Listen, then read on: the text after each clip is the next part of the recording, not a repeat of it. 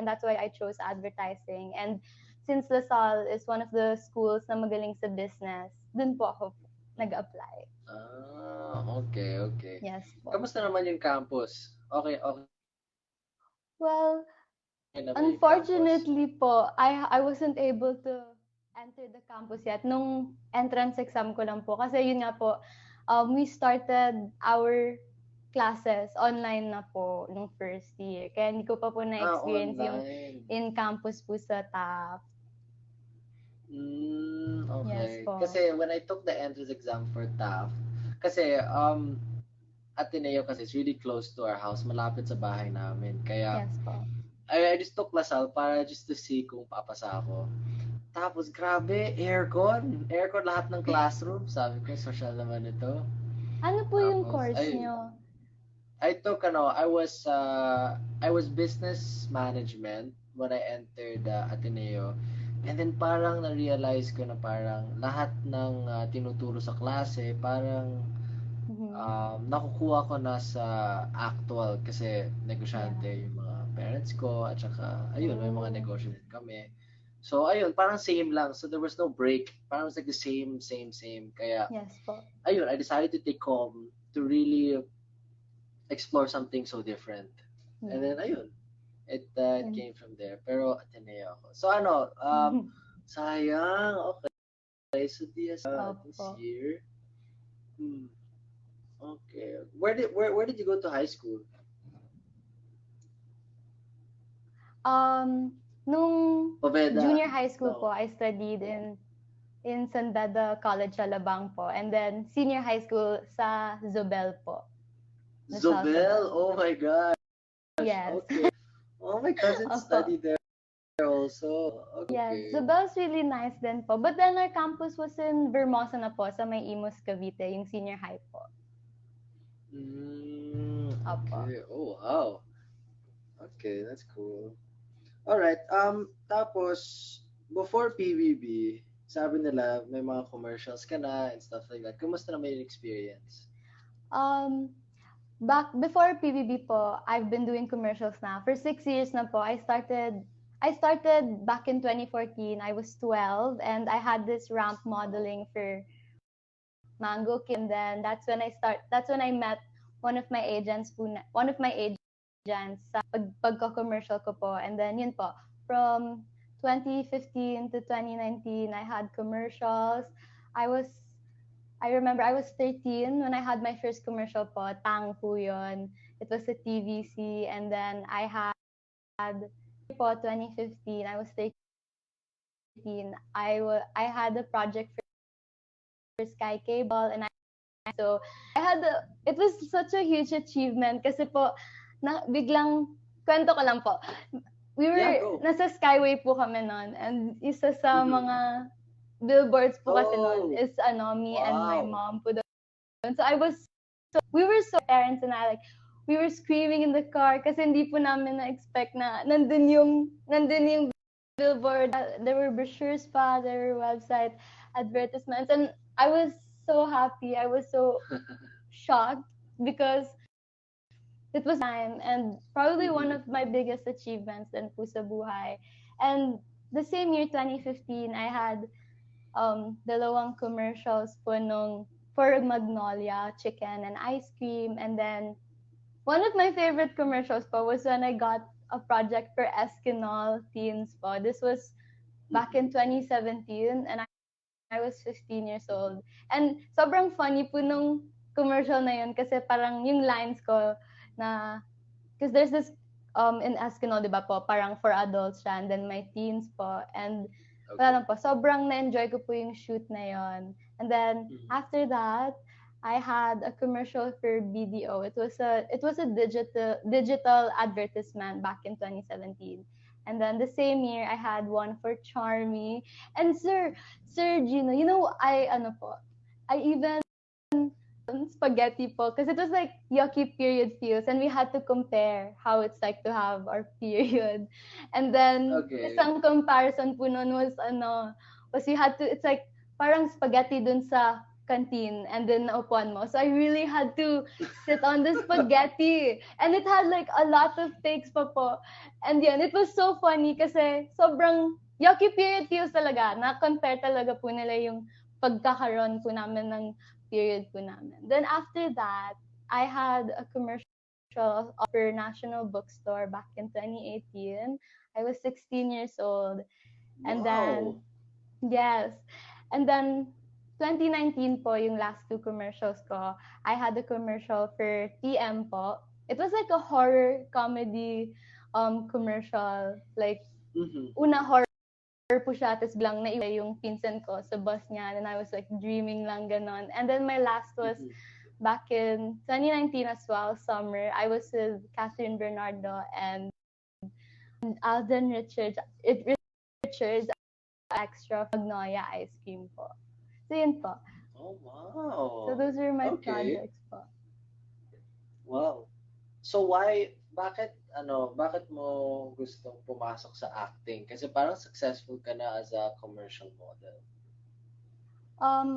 For me, I don't want po kasi na malimit lang ako sa isang industry, like hindi lang po sa commercials, because performing, acting, singing, dancing, those are the things na I'm really interested in. Sobrang passion ko po yung pagpe-perform.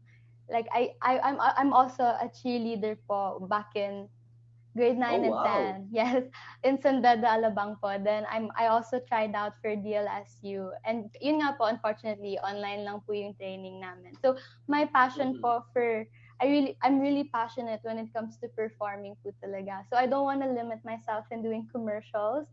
I want to do things that are on my limits. I want to experience more things in this industry. That's why I'm here right now po, kaya sinalihan ko po yung PBB para matrain ko po yung sarili ko kung paano ba yung industry na to. And ngayon na nandito na po ako, ang dami ko pong naging experience. Even yung pagla-livestream lang po namin dito sa Kumu, it's helping me to gain more confidence and to step out of my comfort zone po. Galing. Yes.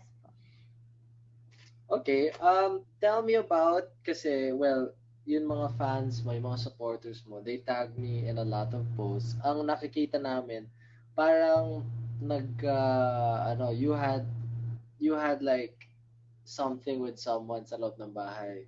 Kamusta naman yan? Having like something like that sa loob ng bahay. Well, honestly, it's not something. When I entered Kuya's house, hindi ko naman po yung naging agenda. It's not one of my priorities na to be with someone. So it wasn't. I didn't expect na I would build a really strong like friendship and a really strong connection with Kobe po. He's one of the housemates. He's the third big placer po. And we started off as friends. Like, it was really, honestly, it was so awkward pa nung una. Kasi inaasar-asar lang kami. Okay. So, medyo na-shy ako, Sir Gino. Na-shy po ako. And it was really awkward. But then we're both from Parañaque. And we had like a lot of similarities. And we had the same interests. And we got closer and closer as the day. We got closer po nung the next few weeks po sa bahay ni Kuya. And then, yun, parang we really connected because of our interests, because of our vibe, our energy po. Parang same kami ng personality, medyo makulit, ganon. And I'm proud of Kobe. He's one of my best friends. And I really look up to him, and he believes in me. He believes in me po. And siguro, dahil po na isa po siya sa mga taong pinagkakatiwalaan ako sa bahay ni Kuya. Yun din po yung nag-push sa akin na pagkatiwalaan din po yung sarili ko. Kaya I'm really thankful for Kobe. He makes me really happy. Oh, that's good. All right. Yes, so, ikaw, anong definition mo of success? What is success to you? For me, success is when hindi naman po, kasi sa buhay po, hindi naman po kasi pwede na palagi kang panalo. May times talaga na mabibigo ka po, Sir Gino. But being successful is bringing all the lessons of those failures po and applying it to yourself habang ginagawa mo yung best mo, as long as you do your best, as long as you give your all, as long as you make yourself shine, you make yourself stand out, as long as you push yourself to bring out the best version of yourself, then you're successful. And at the same time, yun nga po, dapat wala kang tinatapakang iba, dapat you play fair and square, and you continue to believe in yourself, you continue to have trust in yourself, and that would make you a successful person po.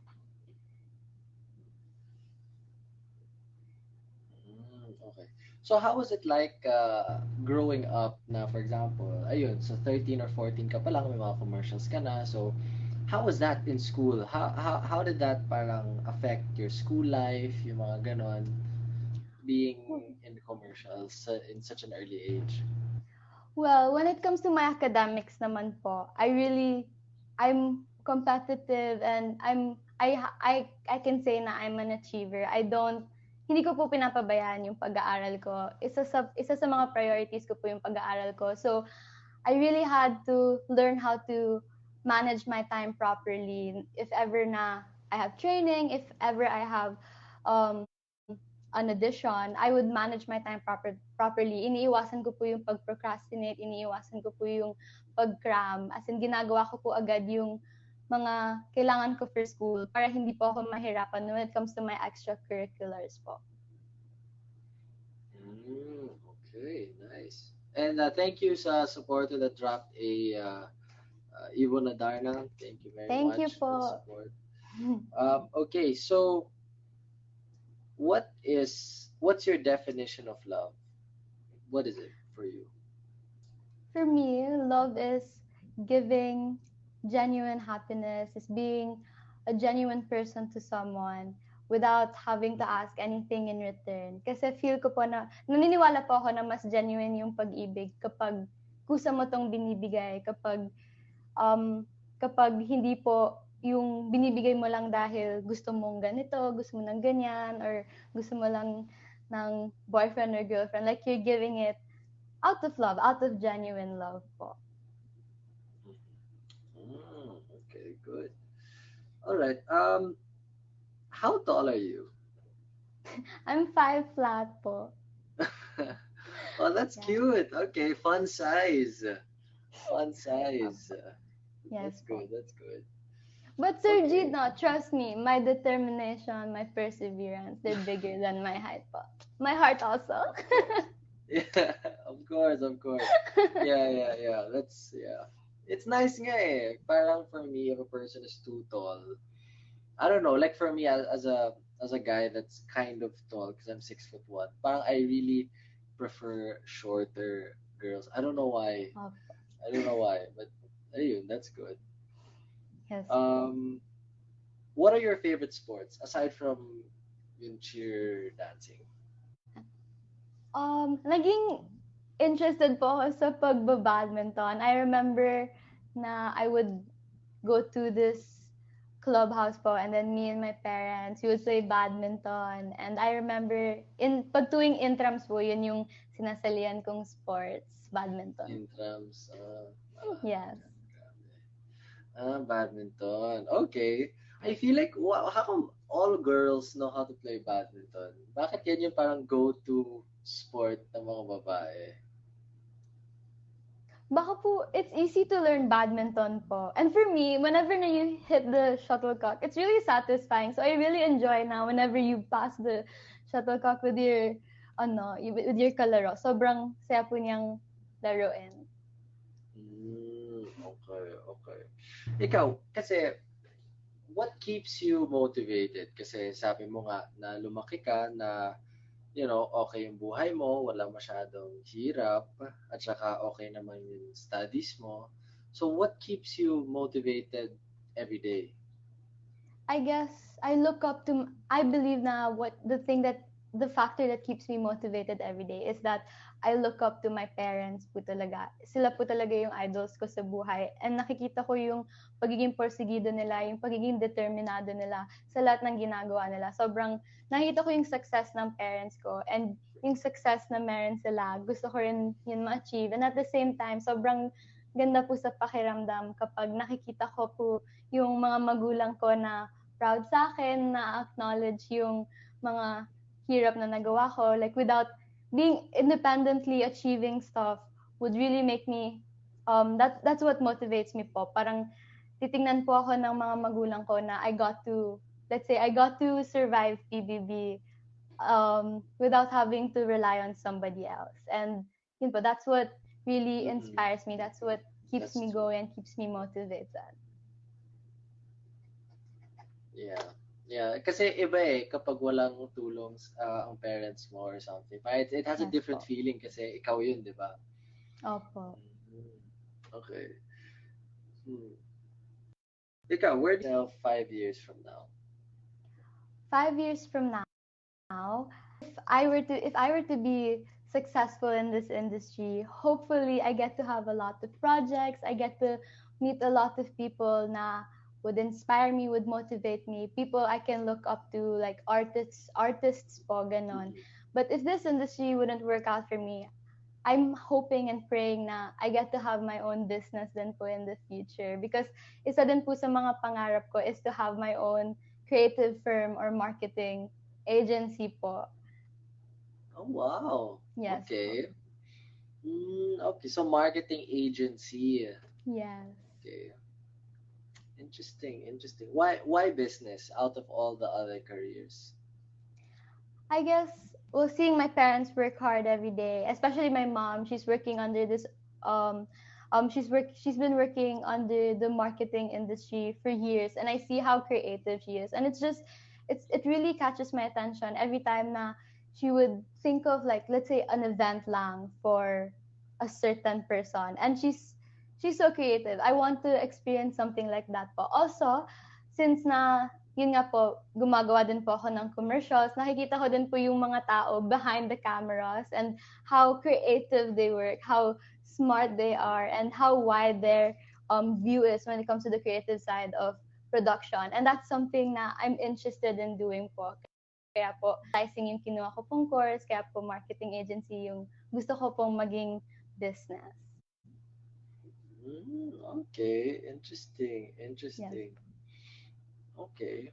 All right. And then your fans kept tagging me na parang, oh, meron kang movie, meron kang upcoming movie. Wow, congrats. Ang bilis. Thank you po. Well, now po we did have like a meeting, ganun na po. And yes po, I was able to have a role in the movie of directed po. It's the entitled po. And yun po, I'm super blessed po na na-achieve ko po yun. And right now, I continue to like keep trying for more projects.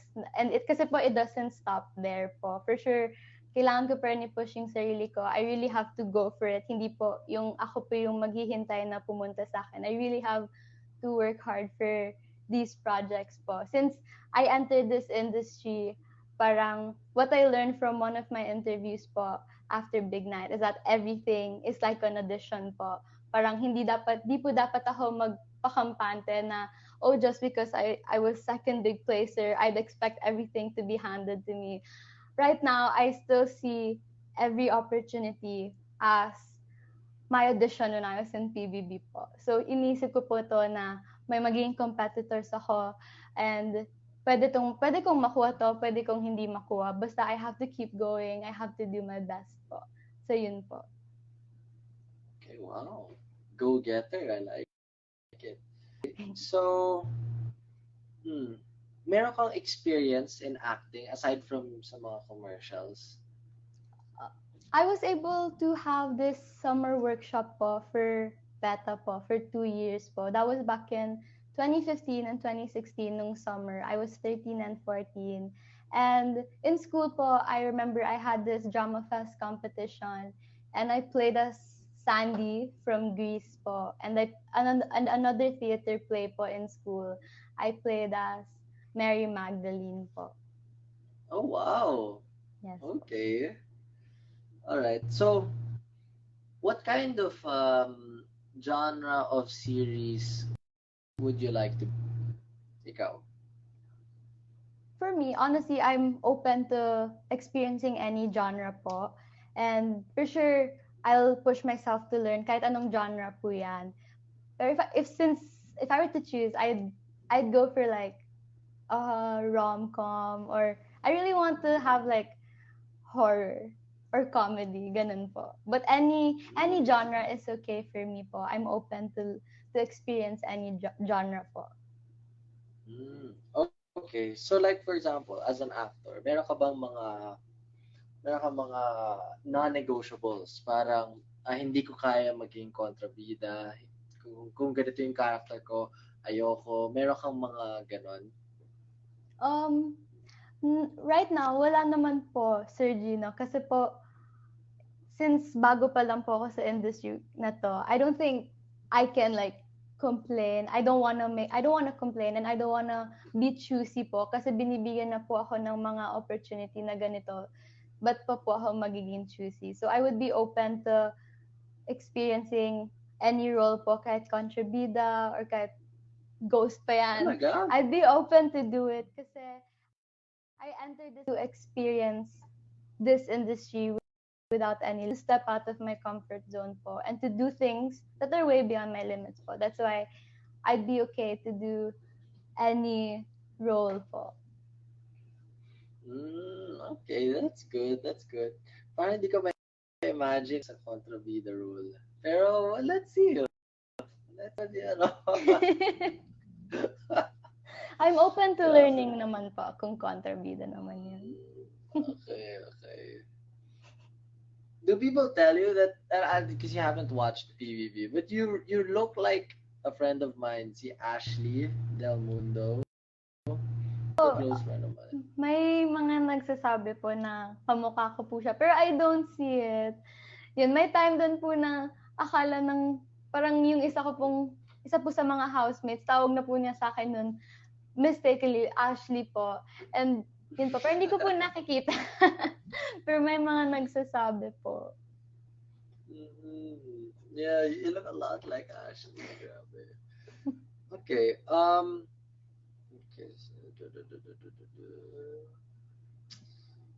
Have you seen a little bit of our production, yung mga gawa namin?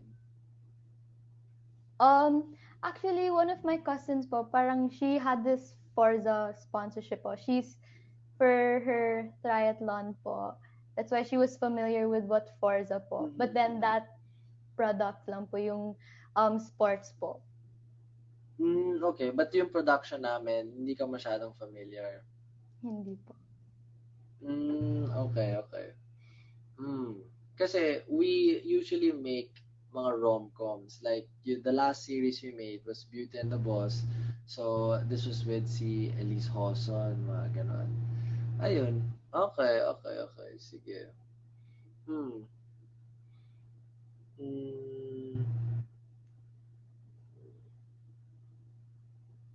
What are your mga hobbies? My hobbies are cheerleading. I also love to sing. I would love to dance and to act po. And one of my interests as well po is media editing, like photo editing, video editing po. Really? And, yes po. Okay, creative ka. You can edit mga images. Yes po. Like, kunwari at Wow. school, pag may poster, gano'n, isa po ako sa mga tumutulong. And then, I'm also interested po, right now, I've been interested when it comes to live streaming po. Kasi before our contract with Kumu, before I entered PBB po, me and my friends would live stream here as well. And naging interesado na din po ako sa pagla-live stream po. And I also love doing makeup po. Kasi as a performer, like, you really have to know how to learn. You really have to learn how to do your own makeup, especially at a short period of time. So that got me interested in makeup. I would watch videos on YouTube and I would do my looks, ganun po. Okay, wow. Alright, that's good. Alright, so ikaw, what are 3 emotions na feeling mo you can really portray well on camera? Ikaw. Emotions. Siguro, one is yung masaya po. Because I feel like, I believe now when it comes to expressing your emotions through face. Since yun po yung isa sa mga natutunan ko sa pagiging commercial. Like, I really have to be expressive. So, yung pagiging excited, pagiging masaya. And another is being sad. Because, Sir Gino, iyakin po ako. I'm a crybaby.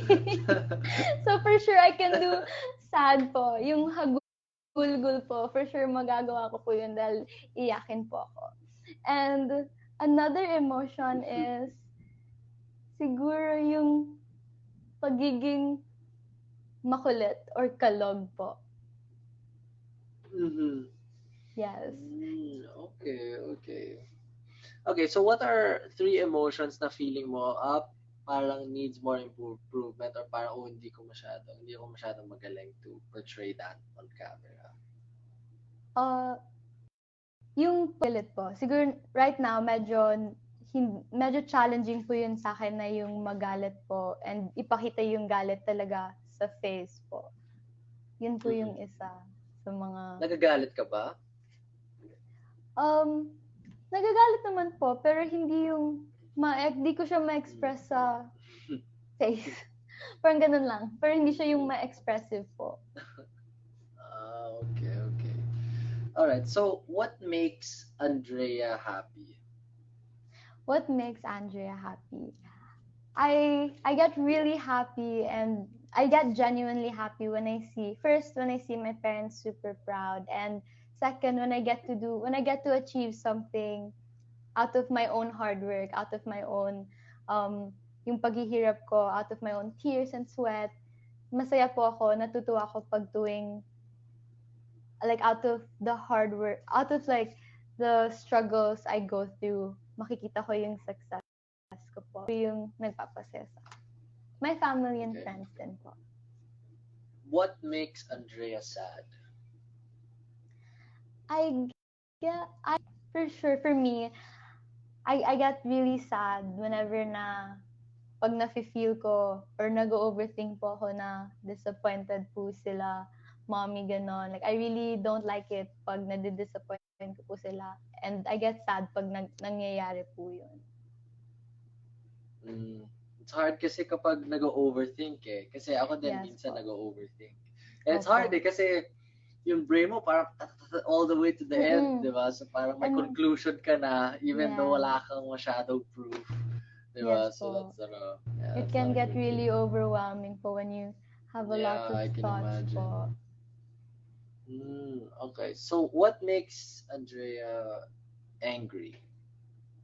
What makes Andrea angry? Siguro, I don't like it po when people lie sa akin. Pag nagsisinungaling po yung tao sa akin and pag walang manners po yung tao. And I also don't like it po pagka tuwing, let's say, nagsasalita po ako tapos biglang mag-i-interrupt po yung tao kasi yung pagiging disrespectful po ng tao.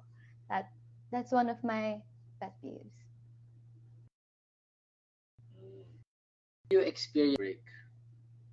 Heartbroken ka na ba? Yes po. Ikaw? Talaga? Opo. Na-heartbroken na po ako. Oh my gosh, Sir Gino, alam niyo ba, I bought this. May dala po akong stuffed toy sa bahay ni Kuya. And yung stuffed toy ko po na yun, pangalan po niya Chiki. As in, minention ko din po siya sa mga kila Derek Lauren. Kilala po yun ni Derek Lauren. And si Chiki po, yun po yung move on toy ko when I was heartbroken. Oh my gosh. Pretty sentimental.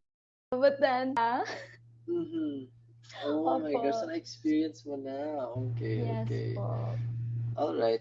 Okay, so for example, yung production namin will create like a team. Who would you want to be partners with?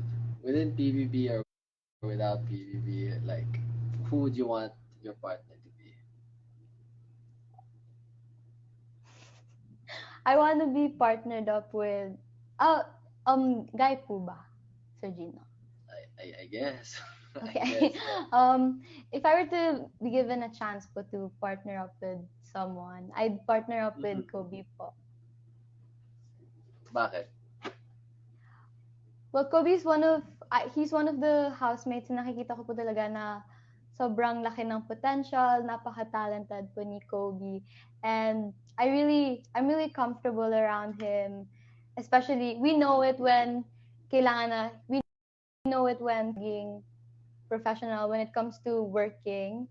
We're serious po ganon and we focus on the task and we work well with each other po. Like we had tasks na magkasabay po kami, sabay and we were able to, strategize well. We were able to be successful po. Okay, that's good, that's good. So, alam mo naman yung mga scheduling sa taping, di ba, minsan, it hits mga 12 midnight, yung mga ganon. Yes po. Kamusta naman sa'yo, yung mga ganong oras? I'm willing Sa to taping. go through that naman po, Sir Gino, because alam ko naman po na in the end, kahit sobrang nakakapagod, yung opportunity na to na mabigyan ako ng ganitong opportunity, kailangan ko pa rin maging thankful. I have to do my part as well as an artist